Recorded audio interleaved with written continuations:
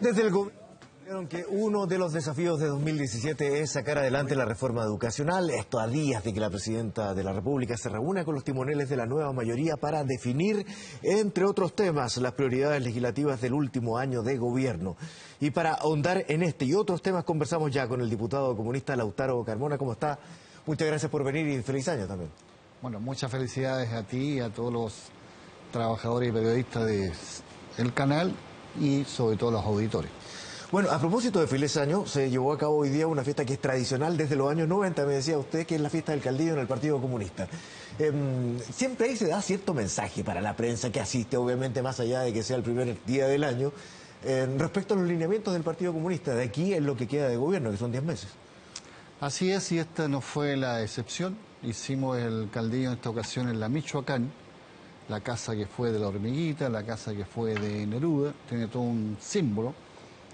Y además de entregarle los mejores deseos a todos los trabajadores de los medios de comunicación, aprovechamos a indicar cuáles son nuestras miradas en un año que es de decisiones trascendentales. Es un año que hay que elegir presidente o presidenta de la República, hay que elegir una parte del Senado, hay que elegir la Cámara de Diputados.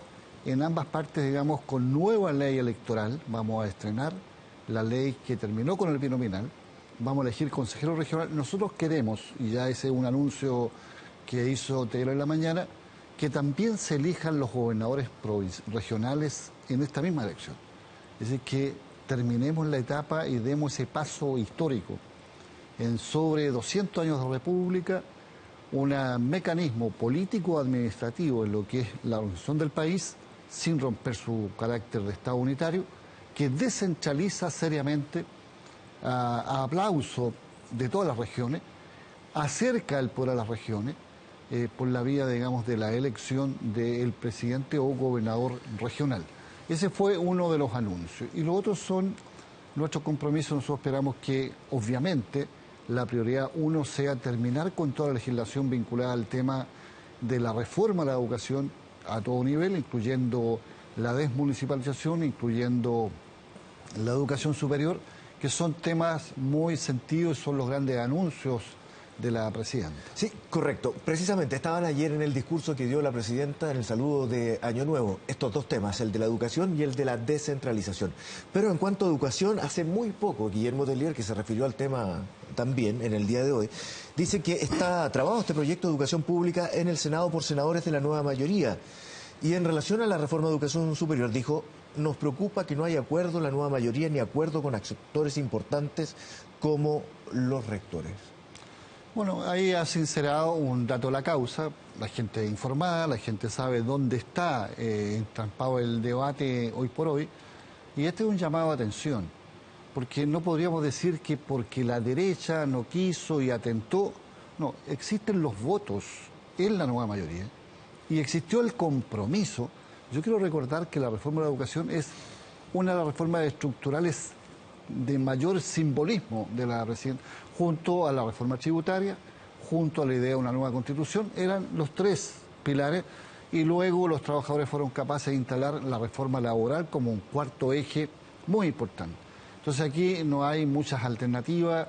Yo entiendo que siempre uno quiere una perfección, siempre quiere que el ángulo particular que uno tiene sea el que se establezca, pero en la suma y en la resta, lo que no puede ocurrir es que los votos de la nueva mayoría no estén para respaldar y llevar adelante una de las reformas más emblemáticas. ¿Y usted cree que sale finalmente la reforma, sobre todo considerando las críticas que cada vez que ocurre algún tipo de impasse aparecen de parte de algunos parlamentarios de la misma nueva mayoría? Recordemos lo que acaba de ocurrir con los resultados de la prueba de selección universitaria, especialmente con los liceos emblemáticos. Mira, yo siempre miro las cosas con optimismo histórico y por tanto creo en las capacidades.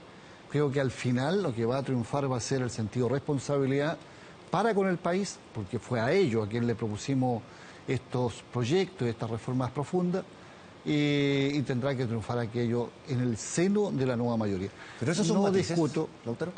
sin ninguna duda que la vida está llena de matices, eso no tengo pero ninguna duda. Solo matices, se lo pregunto a propósito de lo señalado por Ricardo Lagos cuando se reúne con la directiva, donde usted estaba, y los llamó a disminuir los matices con la nueva coalición. A ver, yo creo que lo que él afirmó, más que nos llamó a nosotros, era una bilateral que fue muy respetuosa, es achicar al máximo posible los matices para que no sea la fuente de explicación luego de la lentitud o el incumplimiento de algún compromiso con el país. Y desde esa perspectiva parece una convicción muy seria. O sea, tratemos de comprometer cosas que vamos a cumplir y que nadie tenga el espacio para interpretaciones que digan esto no se discutió tan hasta el final, pues ese era el tono y el planteo real de Ricardo Lagos. Hagamos un planteo programático que permita que no queden espacios que se aluda luego, no hubo el tiempo, no fue discutido tan hasta el final, porque luego surge el recurso matices para explicar una posición que es legítima, si se quiere, son 7 partidos que son distintos, historias distintas, pero hay un dato que nos obliga a todos. ¿Cuáles son los compromisos con Chile? Sí, a propósito de lo mismo, y si se fija en el enunciado de la pregunta que le hice anteriormente, de una nueva coalición, y eso es lo que dijo el expresidente Lagos, una nueva coalición. ¿Ya está acá la nueva mayoría? ¿Es necesario reformarla o reestudiarla en su composición incluso? Yo creo lo siguiente. Primero, el concepto nueva mayoría tiene que ver con los desafíos que, del punto de vista que se miden en las elecciones, de correlaciones se requieren para ganar un gobierno, ganar un parlamento e implementar un programa. O sea, constituirse la corriente de opinión que sea inevitablemente la mayoría de Chile. Sobre esa base, con ese concepto, donde hay un eje que son temas programáticos, yo creo que la nueva mayoría actual tiene absoluta vigencia. Entre otras cosas porque siempre supimos que el programa que encabeza la presidenta Bachelet es un programa que es para más de 4 años. Por tanto, iban a haber tareas de hoy y obviamente, por ejemplo, la nueva Constitución iban a ser tareas que necesitaba un nuevo gobierno. Si tuvimos esta idea de por qué hay que construir una nueva mayoría, nunca habrá que imaginarse que si hay coincidencia programática, uno tiene que por deporte achicar las posibilidades, sino al revés, agrandar esas posibilidades. Y es lo que yo creo está en la cabeza de todos los políticos. ¿Hacia dónde agrandarlo? ¿El PRO?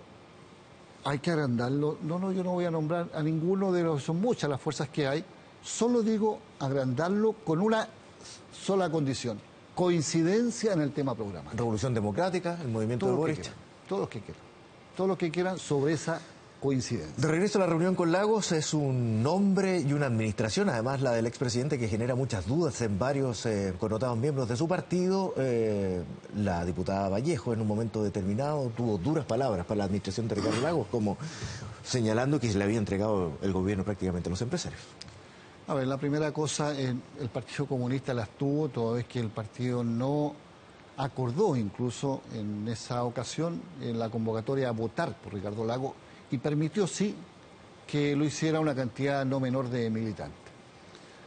Ricardo Lagos era presidente de la concertación de la cual nosotros no éramos parte, y no éramos parte porque teníamos un juicio crítico respecto a la concertación. Por tanto, la diferencia que tuvimos con Lagos y con quienes formaban parte de la concertación es un dato real, histórico, tiene argumentos. Yo no le asigno, digamos, ninguna cosa que no sea. La historia va a dirimir quién tenía una posición más correcta respecto a los desafíos de Chile, a las profundidades del punto de vista de demandas programáticas. ¿Y ese Lagos no es el mismo que se presentó entonces ahora en la reunión con usted? Es que yo creo que uno puede pensar que todos los de la concertación son exactamente lo mismo o todos han cambiado. Y creo que el solo hecho que hoy día exista una nueva mayoría y no una concertación ha generado cambios en la mirada de todos y de todas. Entonces, que no vaya a entenderse que esto significa que uno avala o le entrega un capital por adelantado a algún político que hoy día, por ejemplo, como Ricardo Lagos, está planteándose el tema presidencial.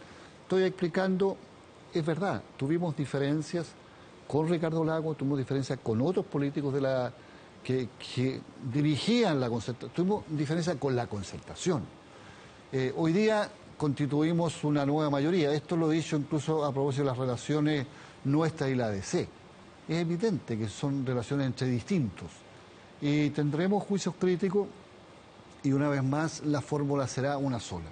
¿Cuál es el compromiso programático que dé cuenta de una articulación distinta, de las demandas de avanzar en la democratización del país con las urgencias que se requiere, en las demandas de seguir y continuar con la tarea de terminar con la desigualdad en esta forma tan espantosa, digamos, en que vive la sociedad? Son los temas que van a determinar qué es el cambio que cada uno ha tenido en esta interacción que es nueva. Sí, a propósito de la DC, y usted la acaba de nombrar, diputado, ahí hay sectores bastante reticentes a mantener esta nueva mayoría de la forma en cómo se ha conocido, y esto partiendo desde la base de fuertes críticas a la actuación del Partido Comunista, al interior de la misma, más allá de que se señaló en un momento determinado que el programa no había sido absolutamente acordado de la forma en que se presentó.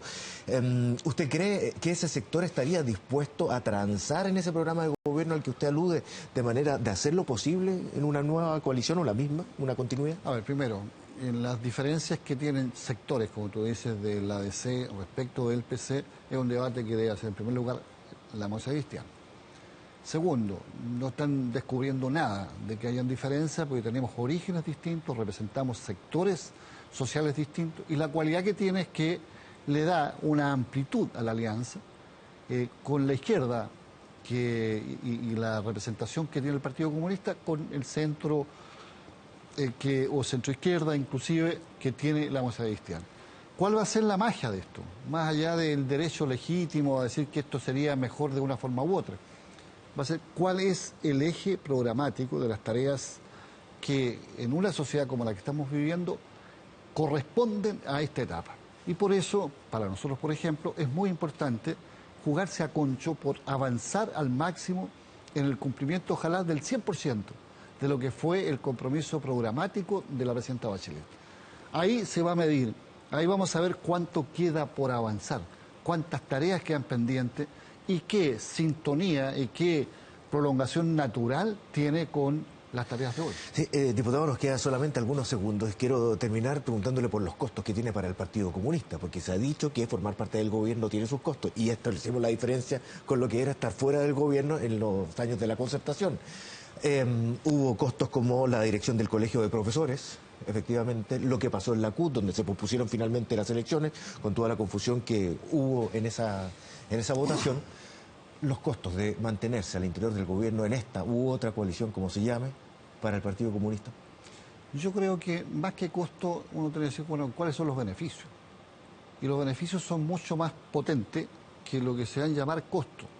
Luego sería un poco fácil de mi parte reveses de la implementación concreta y particular de nuestra política, asignársela a solo la pertenencia al gobierno.